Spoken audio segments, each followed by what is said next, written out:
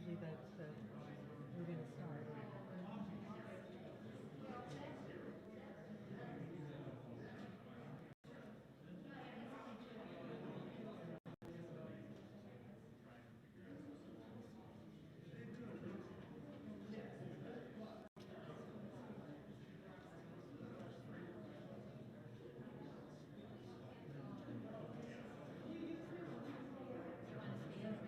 I usually just do, but I'll keep my keys there. Your purse is not clean enough. Okay, yes, sir. Is Meredith coming back? No, it's boring. Oh, okay, I got it. Now everything's making a little more sense. She feels better, but she sounds congested, so she didn't want to come. Have it appear that she left her isolation. No, I understand.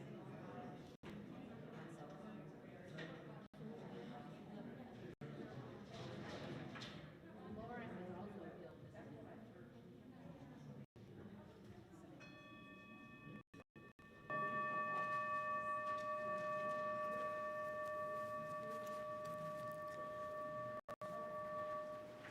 Good morning. My name is Eileen Terrell, and it is my joy to serve as a worship associate this morning. We are so glad you have chosen to spend time with us this morning, whether it's here in our sanctuary or online. Meredith has been ill and is recovering, so felt like it would be a good idea not to come in person this morning.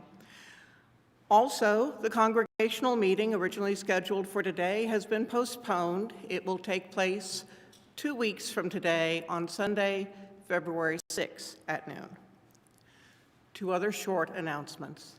The new date for the church cleanup and MetroCrest donation drive, originally scheduled for yesterday, is next Saturday, January 29, from 10 in the morning till 1 in the afternoon, hoping for more seasonal weather so that can happen. And the Inquirers series will meet on Wednesday evenings from 7 in the evening to 8 in the evening, beginning 3 weeks from now on February 9 and running through February 23. This course is a great way to learn more about Unitarian Universalism and about Horizon. Here at Horizon, we welcome people of all faiths and of no faith in particular. Whether you are wherever you are on your spiritual journey, you are welcome among us. Let us deepen into the spirit of worship.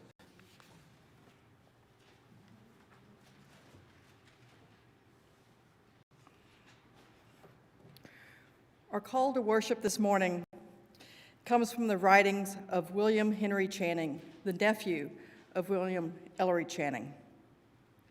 My Symphony by William Henry Channing. To live content in small means, to seek elegance rather than beauty, and refinement rather than fashion, to be worthy, not respectable, wealthy, not rich, to think hard, to study hard, to think quietly, talk gently, and act frankly. To listen to stars and birds, to babies and sages with open heart. To bear cheerfully, do all bravely, wait occasions, hurry never. To let the spiritual, unbidden and unconscious, grow up through the common. This is to be my symphony. Please join us in worship today. We light our chalice this morning in the spirit of gratitude for the simplicity of our lives, for the multitude of the mundane tasks of which we might find the sacred. In the words of Ralph Waldo Emerson, write it on your hearts that every day is the best day of the year. Please join me in saying the affirmation of our congregation, which is in the order of service. Love is the doctrine of our church. The quest for truth is its sacrament, and service is its prayer. to dwell together in peace, to seek knowledge and freedom, to serve humanity in harmony with the earth. Thus do we covenant together.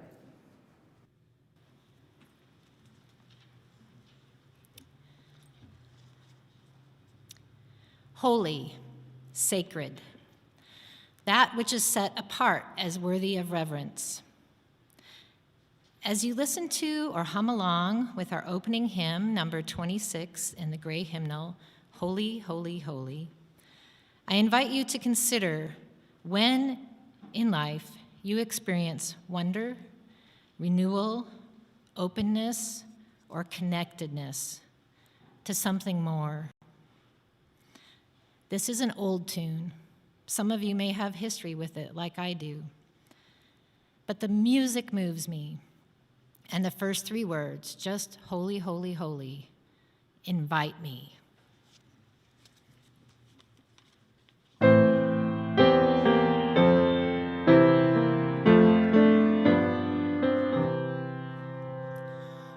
Holy, holy, holy, author of creation, early in the morning our song shall rise to thee. Holy, holy, holy, merciful and mighty, who was and is and evermore shall be. Holy, holy, holy, though the darkness hide thee, hindered by our vanities, we have not eyes to see. Only thou art holy, there is none beside thee, perfect in power, in love and purity. Holy, holy, holy, author of creation, all thy works shall praise thy name in earth and sky and sea. Holy, holy, holy, merciful and mighty, who was and is and evermore shall be.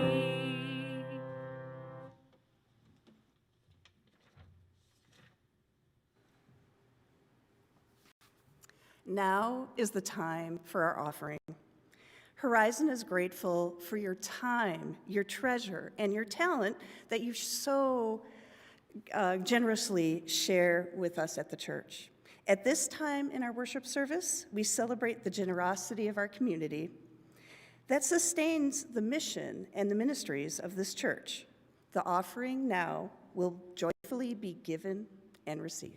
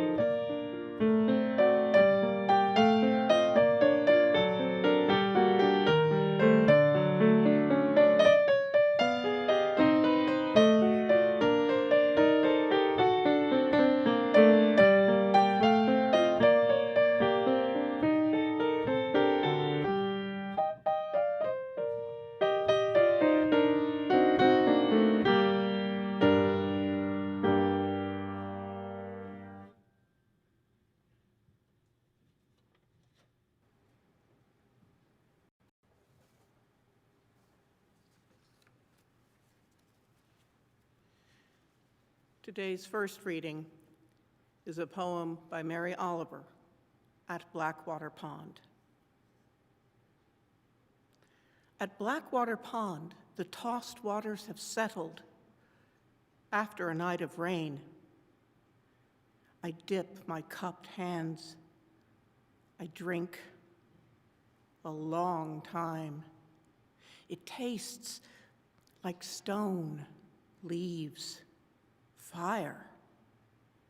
It falls cold into my body, waking the bones. I hear them deep inside me, whispering, "Oh, what is that beautiful thing that just happened?"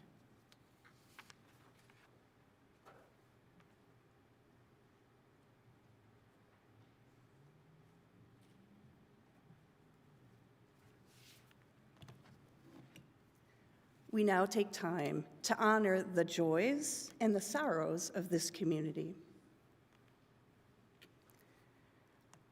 We remember and we are saddened by the passing of Buddhist monk, author, and peace activist Thich Nhat Hanh, who inspired so many of us with his life and his writing. How many times have we said to ourselves, "I am washing the dishes to wash the dishes"? Our hearts go out to the people of Tonga who continue to be affected by last week's volcanic eruption and tsunami. And now I'm going to light one final candle to honor all the joys and sorrows of this community which have gone unspoken.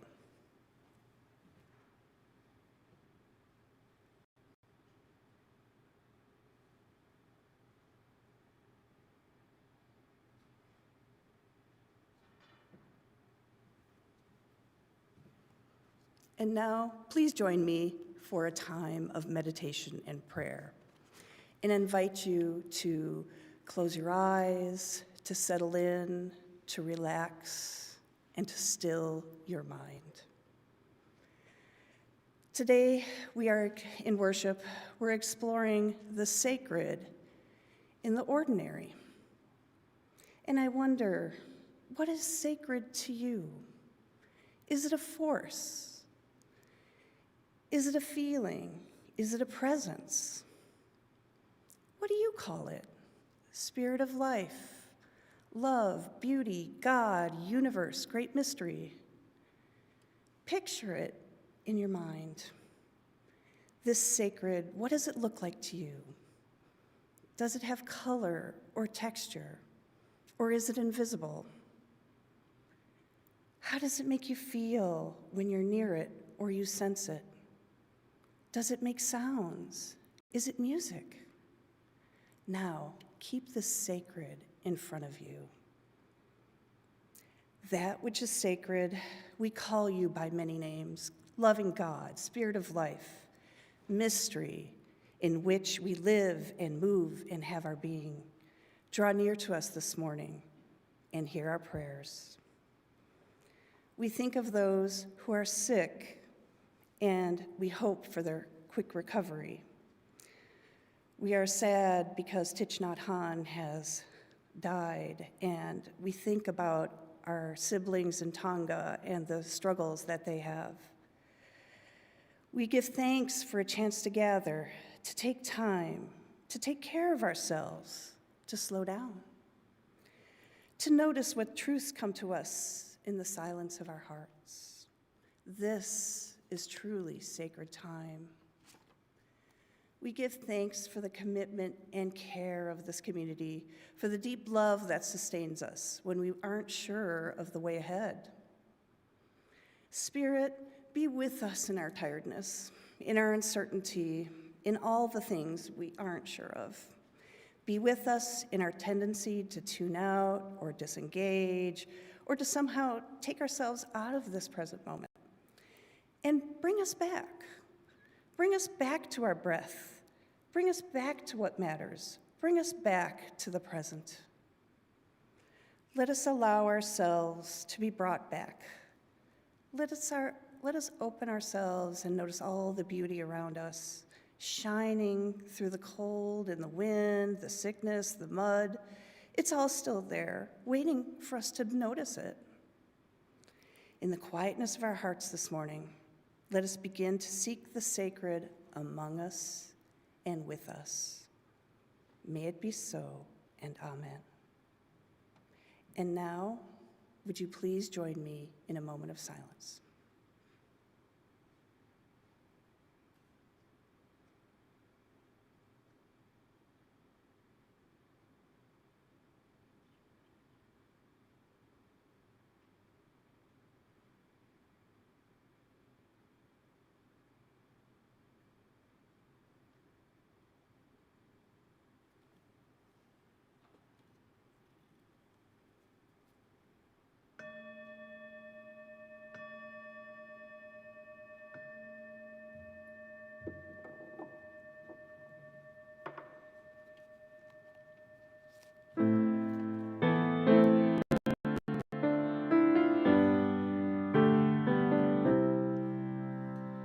Spirit of life, come unto me.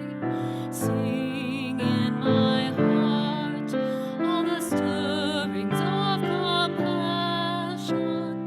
Blow in the wind, rise in the sea, move in the hand, giving life the shape of justice.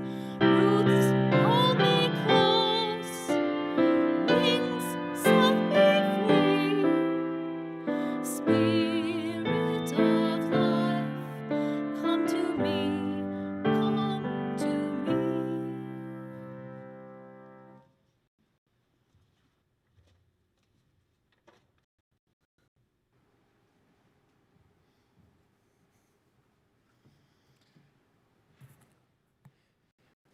Second reading this morning is called Morning by Meredith Baxter. I wake early, before the light this time of year, and in those moments I struggle to make contact with reality. I hear my neighbors moving around above me, and my feet feel on the floor like little crabs for my slippers. As the old hymn goes, lo, the earth awakes again. And then I am upright, moving toward the kitchen for one of my favorite parts of the day. I set the coffee filter in place, scoop out enough grounds for a generous cup. As I do, I inhale the slightly bitter, earthen scent of comfort and familiarity. As the water begins to boil, I start to hear it moving outside the kettle, and I pause in gratitude for the morning and for the cup that I am about to partake in. The boiling water rushes over the coarse ground, and they give off a little hiss. Small bubbles pop to the surface. I return to my bedroom with my warm cup, opening the blinds to let the light shine in, soaking up all of the morning that I can take.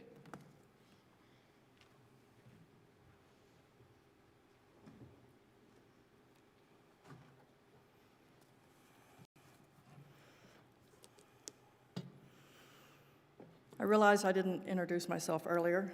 My name is Elizabeth Gustwick, and I have the honor of sharing with you the sermon written by our interim minister, Meredith Barber.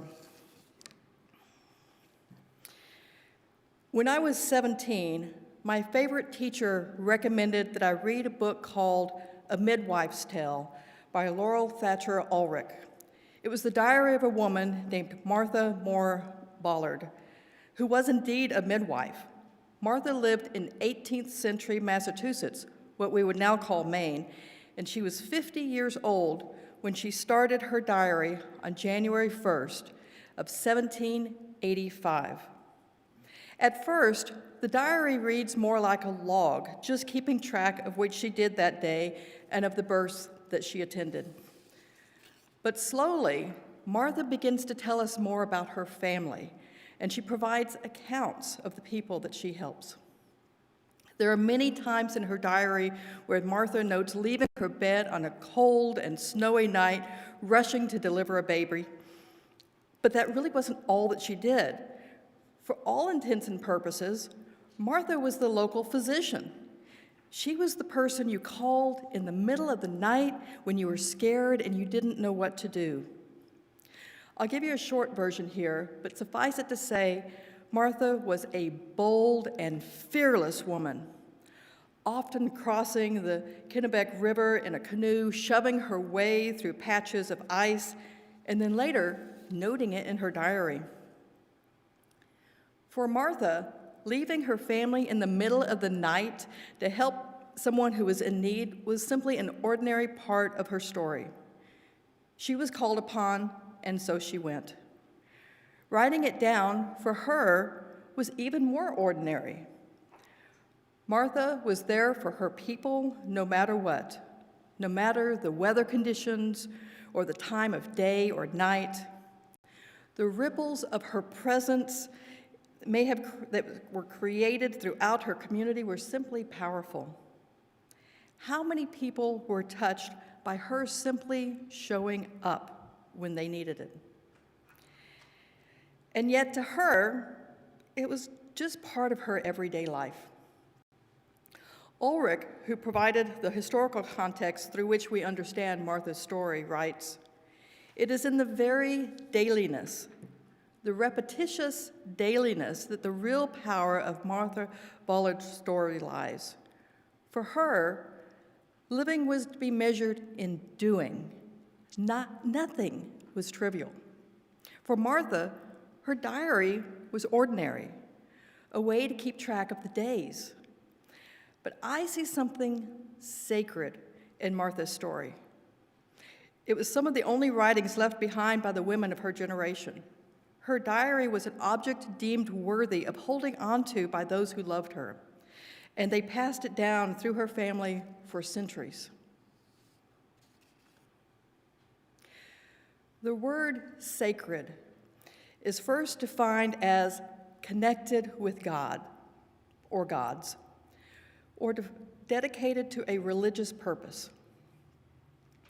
But if you scroll down a little bit further in the definition, you can find a short phrase that speaks to me most: worthy of awe.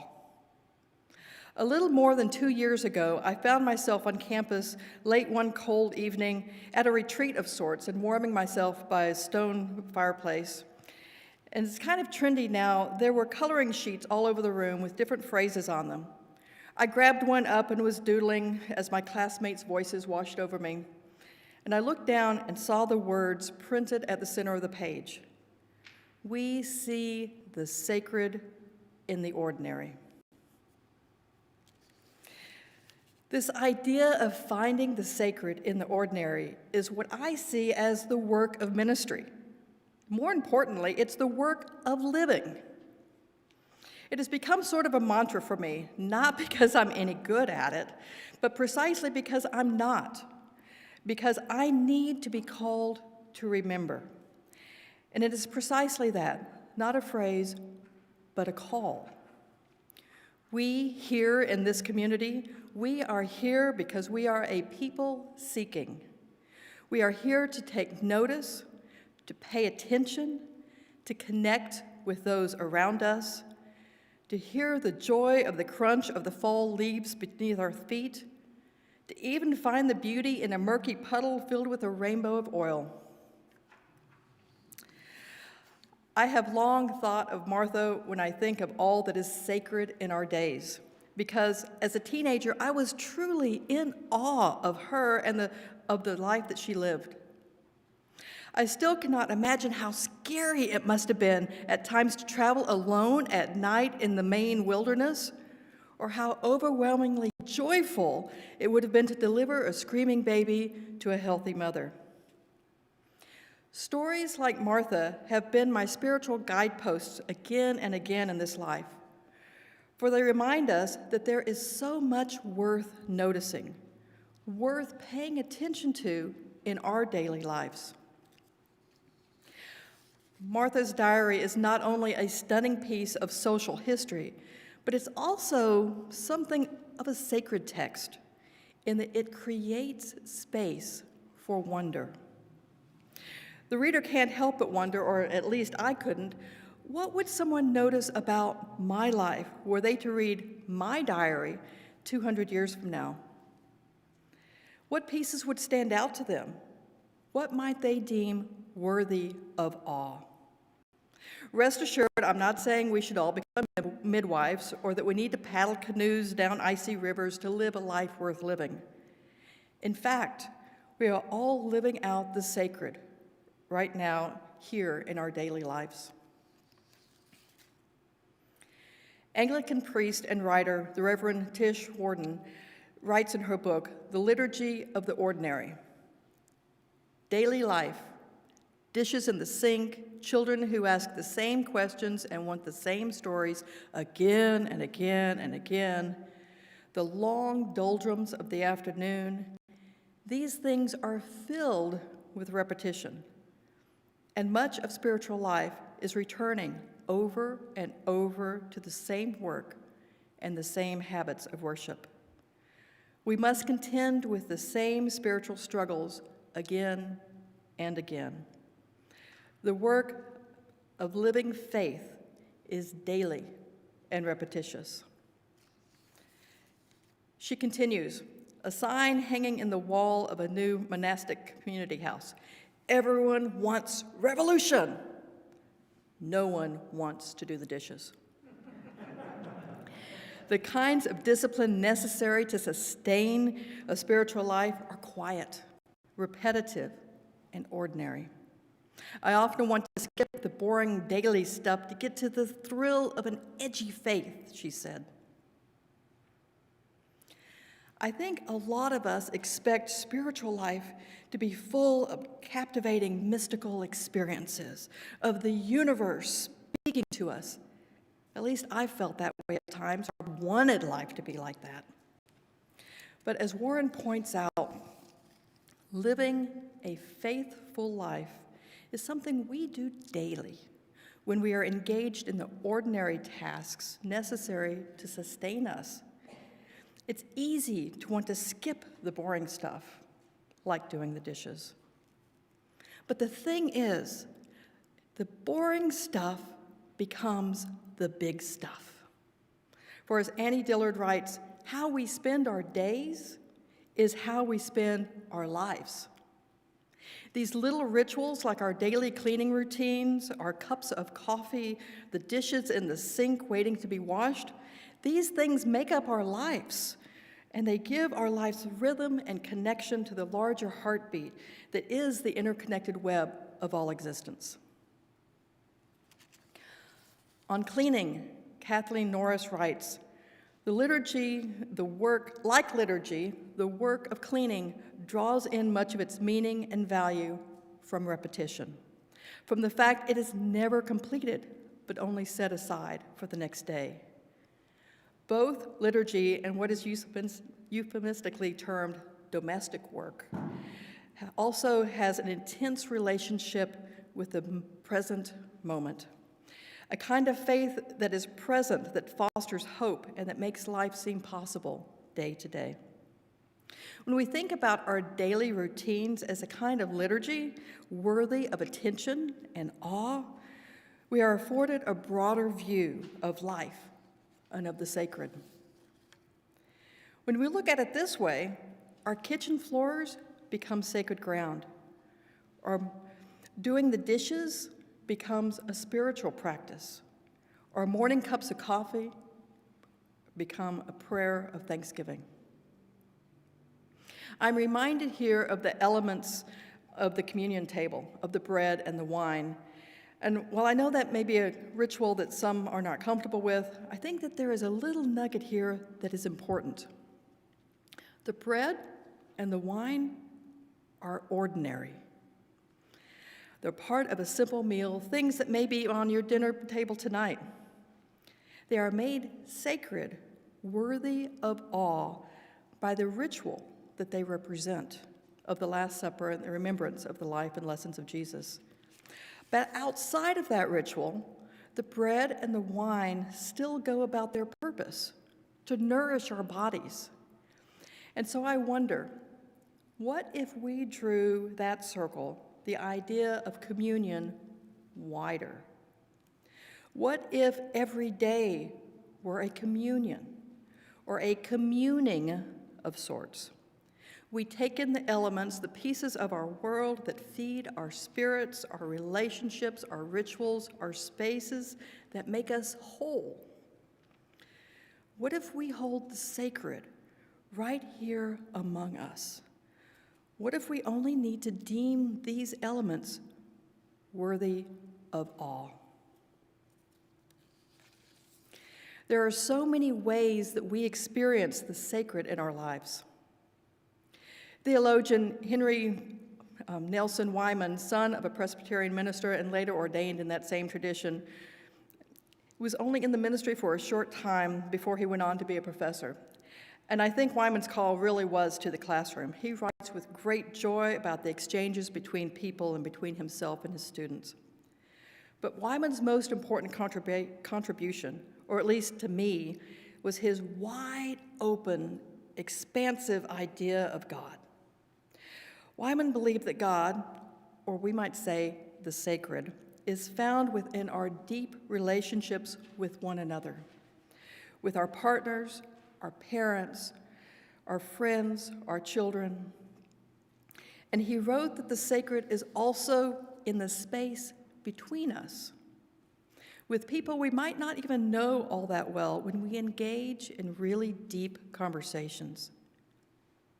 The sacred is something we can actually create right in front of us when the way that we move through this world is inherently tied to the experiences of other people. I have seen you listening to one another over cups of coffee. I know you have fed one another when someone is sick, and you have shared prayers, both of thanksgiving and of lament. I have seen you moved by music that touches your soul. Like Wyman, I see the sacred here in all of you, in your faces and in the ways that you turn to face each other. We are a community looking to see and to bear witness to all that is worthy of awe in this ordinary life. I invite you to wonder, what do you deem worthy of awe? What is particularly sacred for you? What is sacred in the routine of each and every day?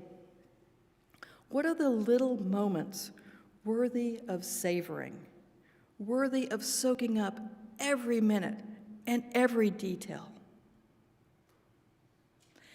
And here we are again, back at the beginning, returning to my 17-year-old self and to Martha's diary. And I wonder, in another lifetime, what might be worthy of awe in the ordinary pages of our lives? Were a stranger to read your diary, how might they be in awe of you? Where might we find the sacred among us? May it be so. Amen, and blessed be.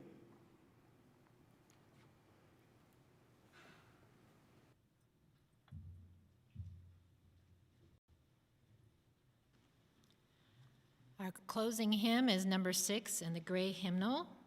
The lyrics are written by Alicia S. Carpenter and used with permission.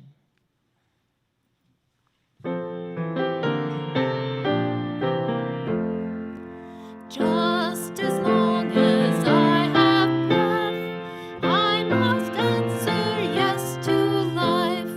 Though with pain I made my way, still with hope I meet each day. If they ask what I did well, tell them I said yes to life.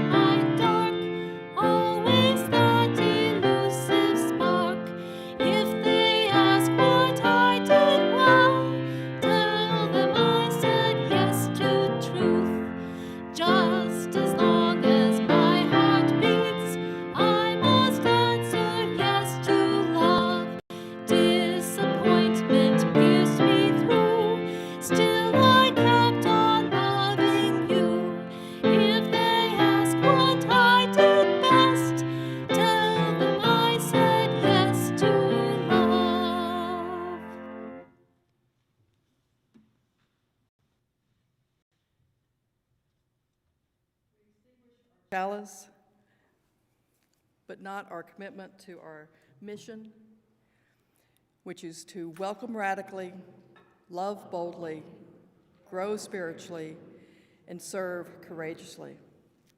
This we do because we envision a beloved community filled with compassion, helping all to thrive in a just world. My friends, my prayer for you as you go forth from this place is that you find something sacred in your ordinary life and hold it in awe. Go in peace.